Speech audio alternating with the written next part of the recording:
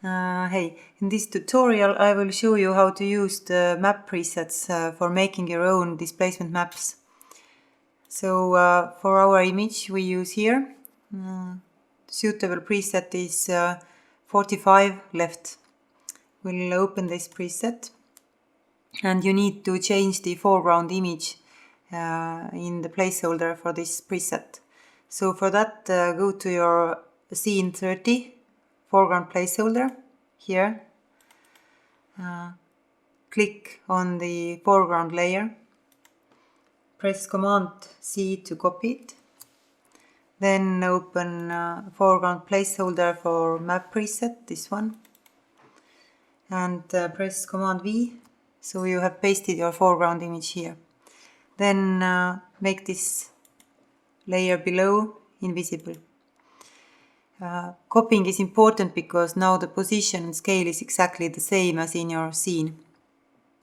We can close this and close that one also. And the first thing you should do in preset is to go to controls layer, the first layer, and you can see the different controls in effect controls panel. Now change the map opacity to 10%. And you can now see your image behind the map layers. You can adjust the preset scale and position to be more close to your image placement, so it's easier to resize the masks. And for that you have 3 controllers. Here is preset position X, preset position Y, and preset scale. And we start by dragging this down a bit. Okay, and maybe scale it up to 80 or a bit more, and down a bit more. It takes a lot from the computer, so you can use fast draft. It should render more fast, a little bit to the right. So you can see the nose line is almost where our image's nose is, and mouth also. It's a good starting point. So next thing is to turn off the mask lines. And displacement map is basically a grayscale image, which dark parts are the places which are far from camera and light parts are close to camera. We start from the back, which is easiest, and we make all these layers invisible. Now go to controls and take opacity up to 100 so you can see what it does. It makes a base for your image. Put it back to 10. You can all the time check like this, making the opacity down and then putting up again. Next layer is body ramp, make it visible. We'll put the opacity to 90. And if this body ramp is chosen, you can see it has a gradient ramp inside. Now put this black point to the point which is most far from the camera, here on the shoulder. And the white point should be closest. So maybe somewhere here. Yes. And then make the next layer visible, which is a face back. You can see that it has a blue mask inside, but the mask shape doesn't fit our face. So press M to reveal the mask. And now you can change the mask. The important thing to remember is that you don't delete the mask and then draw a new one, but you need to change the mask. You can delete the points or make new points on this mask, but because the mask is connected to other layers, don't delete it.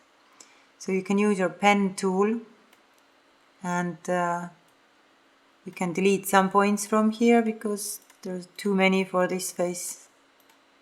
And the mask has to be selected, and it's easier to adjust it if there are not so many points. Okay. So change to convert vertex tool. Let's make some more room, yeah. And let's put the opacity down to 10% so we can see better our layer. And you can put the background to black so you can see better.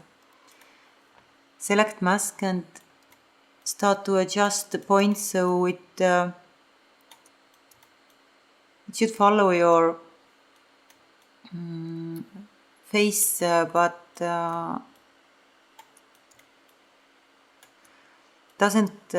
it isn't important the outer edge, because this is matted.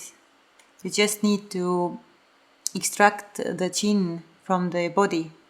So wherever it touches the body line here, make it sure it masks it out. So like this. And it has to be outside of the face. So these points we need to put farther away. Okay, so this face back layer is important for creating a map for the cheek, for the other cheek that is behind the nose, a very small part of the face. Next layer is face center ramp. You can see there is a map also. It doesn't fit perfectly, but you can press Command T, reveal M, reveal mask with M, then press Command T. Now you can rotate this map to make it fit better. You can start with the fitting with the nose, then it's easier to adjust the other points to fit also. And click away, and again on the mask. So here also we can make some points less, but this mask now should follow the nose line, then the center line of the face, the part where upper lip and nose are connected, and then the chin line, and here, and the center of the forehead. So we start from the forehead, take these points back,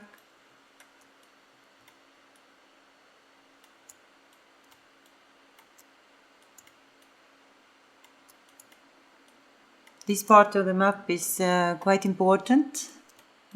Even elsewhere you can be not so precise, then this should be done with some patience.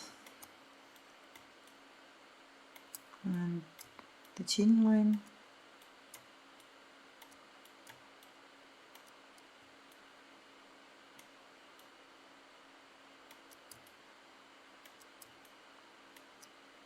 Okay.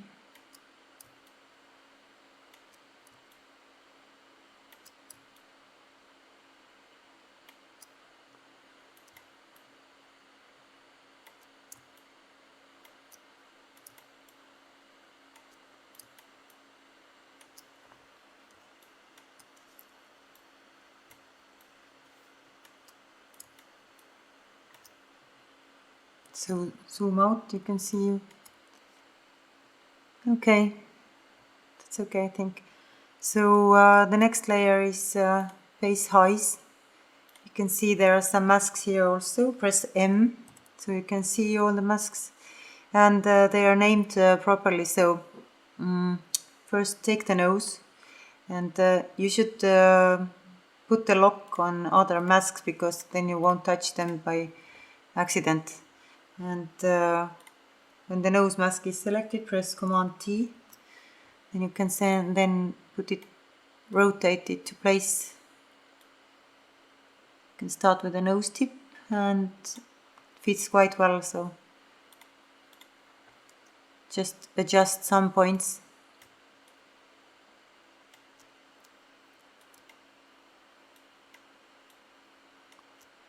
And maybe the nostrils. Here is some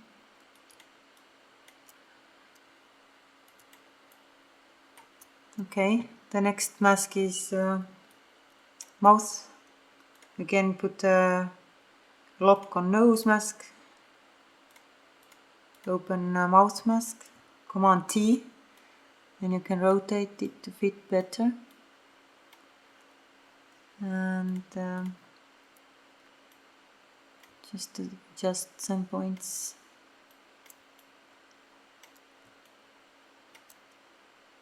It's almost fits well.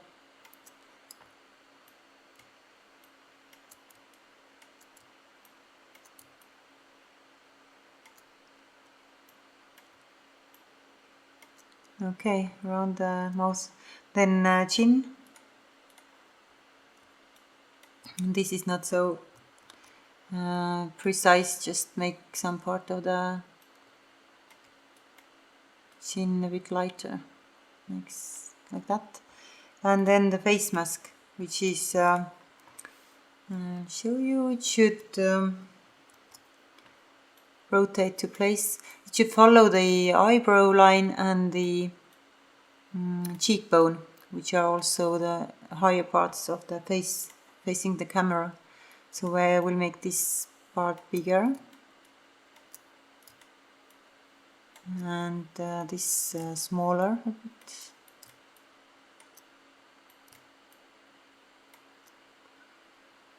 Yeah, and something like that. So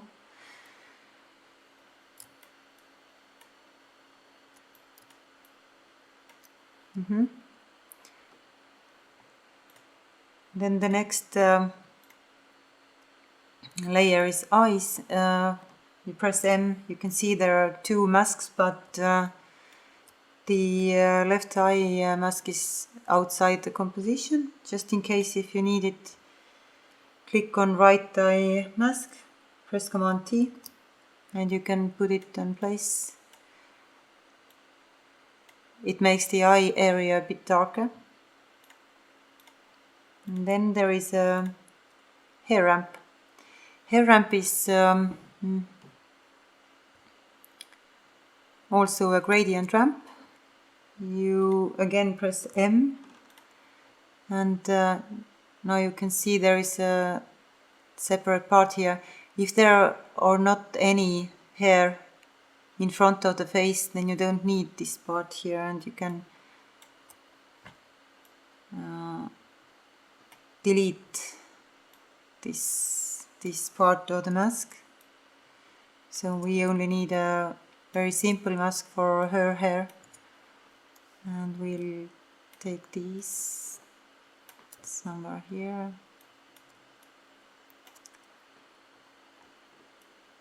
Just use as many points as you need.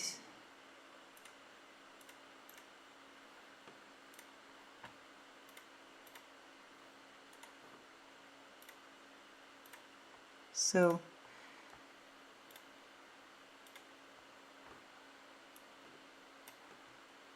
we'll adjust it to follow her hairline.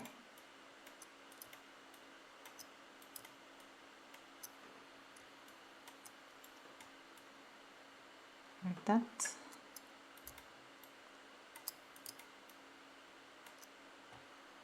Okay.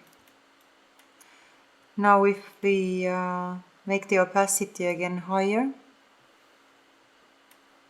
you can see this. Let's make it 100%. So click on hair ramp layer and you can see the area. Now there is a gradient ramp, and you should see that where hair meets cheekbone, the color is almost the same. So we'll adjust this gradient ramp. The white point should be here somewhere, and the darker point, it's pretty good, almost the same.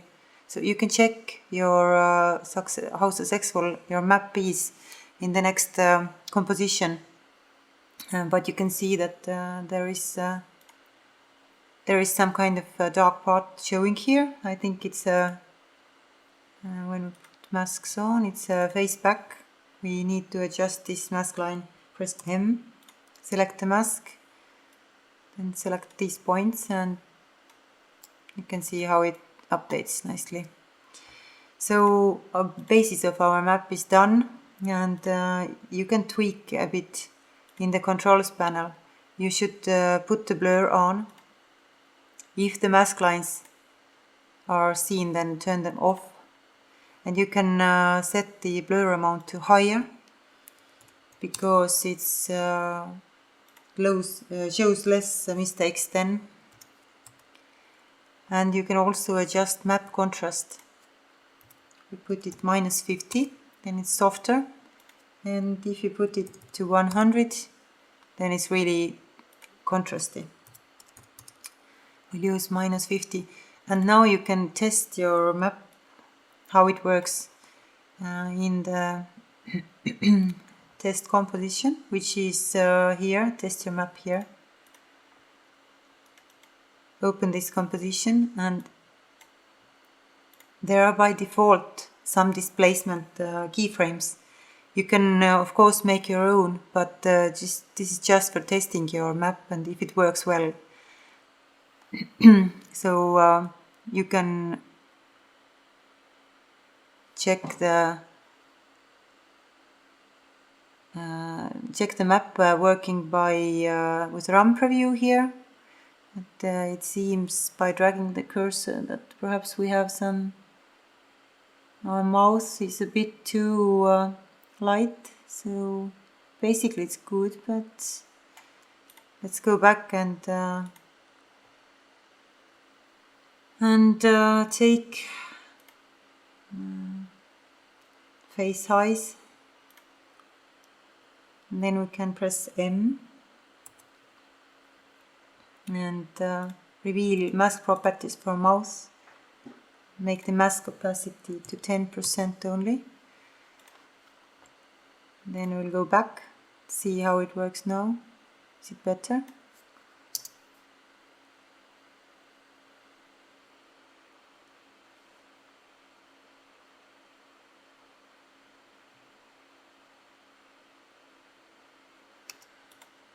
Okay, you can try to change the keyframes a bit. Or just the mask. Adjust the map contrast to see more change.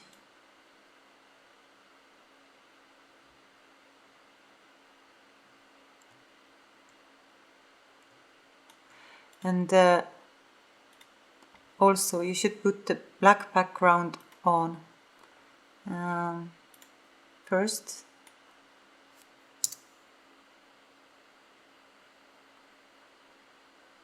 Then it shows here that there are some.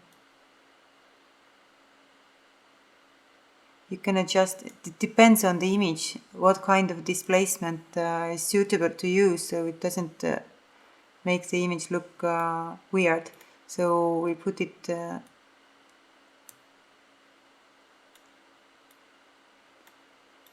it's like more vertical or more horizontal displacement. You just have to test it. You can change the keyframes here.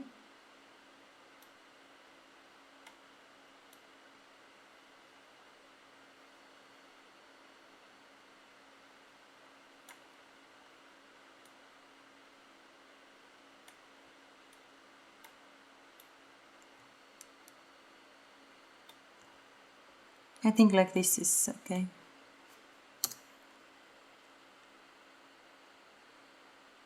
Okay,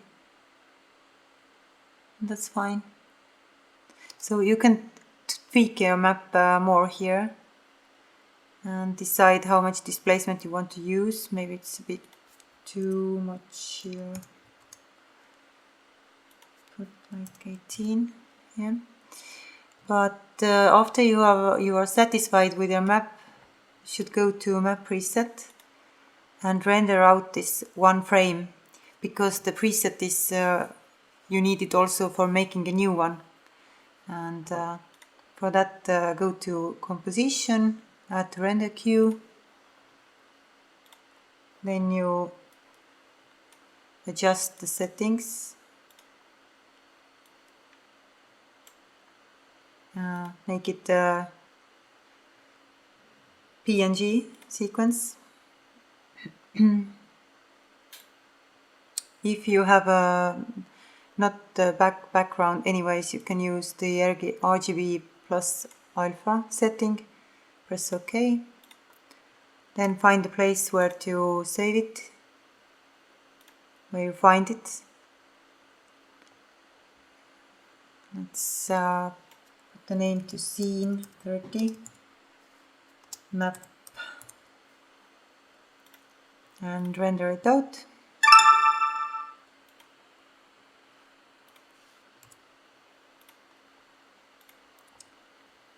And then for using it, you need to import it back into your project. So you're ready with this map.